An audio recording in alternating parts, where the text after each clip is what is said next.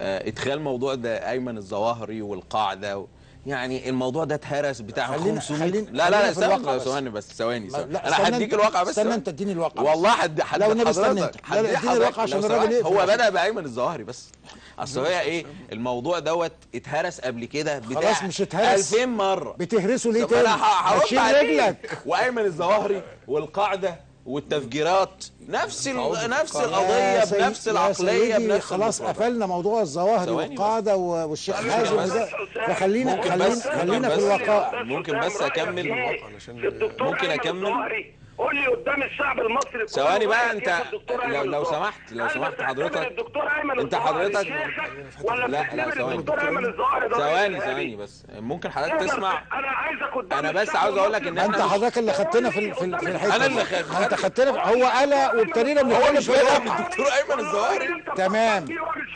رايك ايه في الدكتور ايمن الظواهري؟ انت رايك ايه في الدكتور ايمن الظواهري؟ هو مفكر ثواني يا سياده الرائد اسمعنا يا سياده الرائد يا سياده الرائد هو مفكر سياده الرائد بس والله انا مش سامع حاجه. احنا مش سامعينك يا سياده الرائد.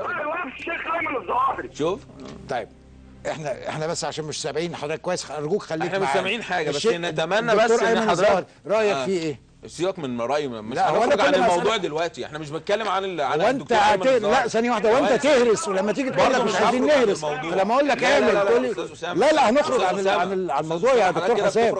لا انا مش في عدم حياديه وانحياز لجهاز الشرطه دلوقتي يا راجل بنحاز لجهاز شرطه ايه ده؟ انا راجل جايب الخبير بتاعكم وجايب بتاع انه شرطه اللي بنحاز لهم انه شرطه. لا تتهمني بالانحياز ابدا جوه المكان ده خلاص ما ينفعش.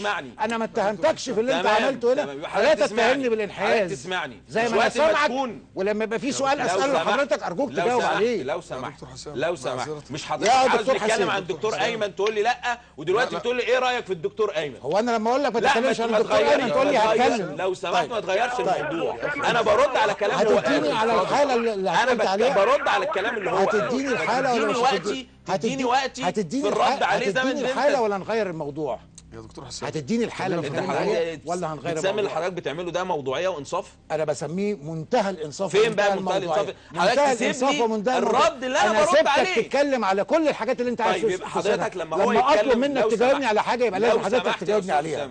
لما هو يتكلم انا من حق ان انا ارد على الكلام. هو ذكر الدكتور ايمن الظواهري مع انه ملوش اي علاقه بالموضوع وانا برد على النقطه دي. عايز تقول لنا ايه في هذا؟ عاوز اقول ان هو بس بيغير الموضوع وبيحاول يدخل القاعده في الموضوع. قال يعني بقى الحاله ارهابيه وحاله تدخل خارجي وكده. بس هو ده اللي عاوز يعمله. انا هوضح النقطه دي. النقطه الثانيه